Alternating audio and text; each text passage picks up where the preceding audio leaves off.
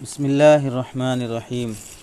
شب برات میں پائی جانے والی بدعات و منکرات میں سے ایک عمل یہ بھی ہے کہ بعض لوگ شب برات کے متعلق یہ عقیدہ ضروری سمجھتے ہیں کہ شب برات میں قبرستان جانا لازم ہے، اگر نہ جائے تو یہ سمجھا جاتا ہے کہ شب برات کی فضیلت سے محروم رہیں گے۔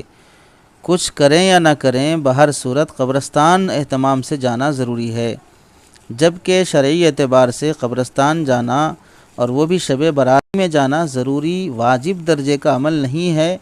بعض حضرات نے جائز اور بعض حضرات نے اسے مستحب قرار دیا ہے، مگر ان حضرات نے بھی جنہوں نے جائز یا مستحب لکھا ہے، اس رات میں قبرستان جانے کو ضروری نہیں لکھا ہے، اور کسی نے نہیں لکھا کہ قبرستان گئے بغیر اس رات کی فضیلت حاصل نہیں ہو سکتی۔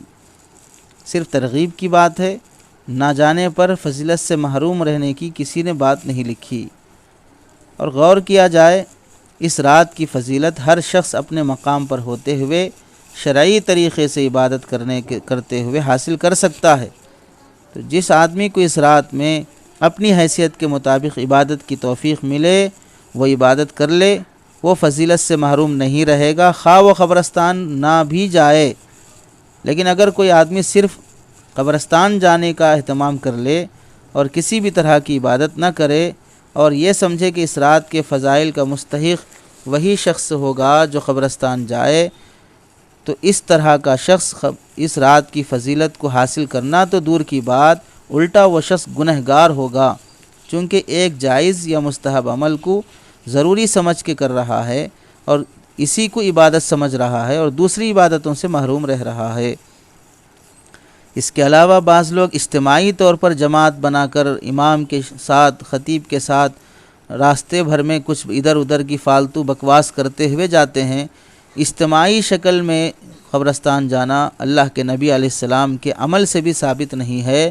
آپ علیہ السلام قبرستان رات کی تنہائی میں اکیلے میں چپکے سے گئے تھے، اور زندگی میں ایک بار آپ علیہ السلام شب برات میں تشریف لے گئے تھے، بقیہ عام راتوں میں آپ علیہ السلام جاتے تھے۔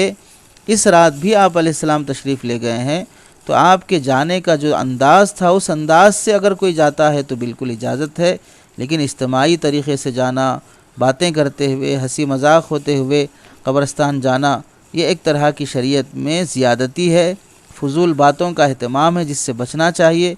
اخلاص کے ساتھ یہی وقت جو قبرستان جانے میں لگ رہا ہے، گھر پہ بیٹھ کر، مسجد میں بیٹھ کر کچھ عبادت تلاوت کر لیتے، وہ زیادہ ثواب کا ذریعہ رہتا، اس طرح اجتماعی شکل میں باتیں کرتے ہوئے جا کر اپنا وقت برباد کرنے کے مقابلے میں۔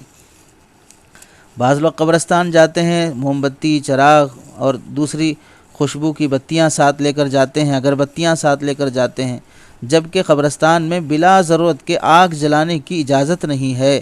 آپ علیہ السلام نے لعنت فرمائی ہے ان لوگوں پر جو قبرستان میں چراغ جلاتے ہیں۔ ترمذی شریف کی حدیث ہے، لعن رسول اللہ صلی اللہ علیہ وسلم زائرات القبور والمتخذین علیہ المساجد والسروج۔ اللہ کے نبی علیہ السلام نے فرمایا، قبروں کی زیارت کرنے والی عورتوں پر، قبروں کو سجدہ گاہ بنانے والوں پر اور قبروں کے اوپر چراغ لگانے والوں پر لعنت ہو۔ ترمذی شریف کی حدیث نمبر 320۔ تو بلا وجہ کے بعض لوگ قبرستان جا کر اگربتیاں لگانا، چادریں ڈالنا، پھول چڑھانا، چینی اور شکر قبر کے آس پاس بکھیرنا، قبروں پر گلاب کا پانی چھڑکنا اور پھول پھینکنا، یہ سب چیزیں اپنی ذات کے اعتبار سے بھی گناہ ہیں، فی نفسی اس کی بھی اجازت نہیں ہے۔ اور یاد رکھیں، مبارک رات میں جس طرح عبادت کا ثواب بڑھ جاتا ہے، ایسے ہی گناہ کی سختی بھی بڑھ جاتی ہے۔ ایسے موقع پر اس طرح کے بدعات اور گناہوں والے امور انجام دینے سے ان گناہوں کی شدت بھی بڑھ جاتی ہے۔ اور سوچنے کی بھی بات ہے، عقل سے آدمی اگر سوچے کہ اگر ہمارا مرحوم جو شخص انتقال ہو کر قبر میں چلا گیا، وہ نیک تھا، دیندار تھا، اللہ کے نزدیک مقبول بندہ تھا، تو اللہ اسے جنت کی خوشبو دے رہے ہیں، جنت کے باغوں سے اسے راحت پہنچا رہے ہیں۔ دنیا کے ان معمولی خوشبو کی اسے کیا ضرورت رہتی ہے، اس خوشبو کی اس کے نزدیک کیا حیثیت رہتی ہے؟ تو بلا وجہ یہ خوشبو کا اہتمام کرنا، بلا وجہ یہ چراغاں کرنا ہے۔ اور اگر وہ انتقال ہونے والا برا شخص تھا، اس کا ٹھکانہ برا، انجام برا ہے، تو پھر بتائیے اس چراغ سے، اس اگربتی سے، اس پھول سے وہاں کی تکلیفیں کیا کوئی آدمی دور کر سکتا ہے؟ اس خوشبو سے اس کا کیا نفع ہو سکتا ہے؟ وہ عذاب اور تکلیف سے بچ سکتا ہے؟ تو نہ حاصل ہونے والی بات ہے، یعنی بے فائدہ عمل، فضول کا کام کیا جا رہا ہے۔ وہ شخص نیک ہے تو جنت کی غذائیں کھا رہا ہے، آپ کے فاتحہ کے کھانے کی اسے کیا ضرورت ہے؟ وہ شخص اگر گنہگار ہے تو اسے کھانا کہاں دیا جائے گا آپ کے اس فاتحہ کا؟ جنت، نیک آدمی کو جنت کی غذائیں کھلائی جا رہی ہیں، گنہگار کو سزا دی جا رہی ہے، تو ظاہر سی بات ہے دنیا کے ان رسومات کا اس کے نفع اور نقصان سے کوئی تعلق نہیں ہے۔ اور بعض حضرات شب برات کے موقع پر ہی اپنے متعلقین کی قبروں پر مٹی ڈالتے ہیں اور اسے گارے کی قبر کی لپائی کرتے ہیں، اس قبر کو دوبارہ سے جو گر گئی ہے، مٹی جھڑ گئی ہے، دب گئی ہے، اسے درست کرتے ہیں۔ یہ عمل ضرورت کی حد تک جائز کہا جا سکتا ہے کہ تاکہ قبر محفوظ رہے، کتبہ وغیرہ لگانے کی اجازت نہیں ہے، لیکن اس رات کے ساتھ اسے خاص کر لینا کہ آج کی رات میں ہی وہ قبر کی لپائی کی جائے، پانی چھڑکا جائے اور اسے اچھی طرح منظم بنایا جائے، اس رات کے یا اس دن کے ساتھ اس عمل کو خاص کر لینا، یہ بھی شریعت میں اس کی اجازت نہیں ہے۔ اس سے بچنے کا اہتمام کرنا چاہیے۔ جس کو توفیق ہو جائے حسب سہولت وہ شخص تنہائی اور انفرادی طور پہ قبر چلا جائے اور سورہ فاتحہ، سورہ اخلاص اور دیگر جو اللہ توفیق دے اس کی تلاوت کر لے اور اس کی قبولیت کی دعا کرتے ہوئے ایصال ثواب کر کے آئے۔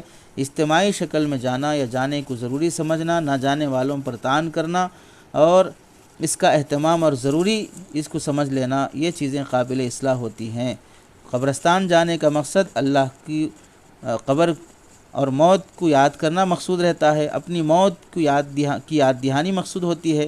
جب اجتماعی شکل میں باتیں کرتے ہوئے جا رہے ہوں اور آخرت کی، اپنی موت کی اور قبر کی یاد دہانی حاصل نہیں ہو رہی ہو تو ظاہر سی بات ہے کہ اس جانے کا مقصد بھی حاصل نہیں ہوگا۔ تو اس انداز سے جائیں کہ جانے میں آپ کو آخرت یاد آئے، اپنی قبر کا گڑھا یاد آئے، اور جو انداز ہم نے اپنایا ہے اس سے اور آدمی موت سے بے فکر ہو جائے۔